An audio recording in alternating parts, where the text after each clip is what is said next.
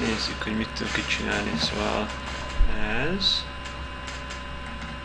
másik ez, az egy hónapja metódus, az a múlt diff integrálom alá tartozik, tehát ezt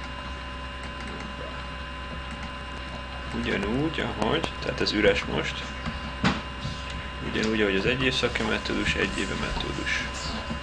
Egyedül az egy hete metódusban van valami, ami mind, ahogy látod, ezek a metódusok mind a múlt diff integrálom alá tartoznak. Hopp. A célom az tök jó.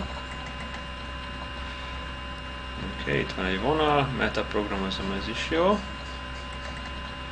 Na, csinálom ide. Ennek mind úgy érdemes jönnie, hogy átrakod őket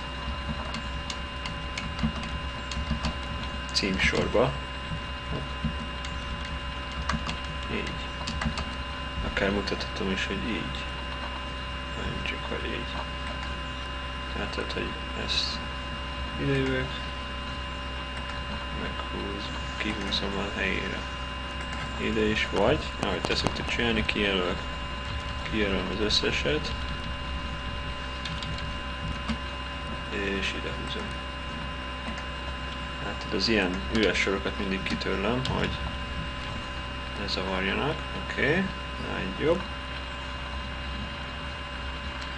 Kialakítom, vagy tök jó. Gyakorlomban megvan minden. Oké. Na tehát majdnem jó volt minden.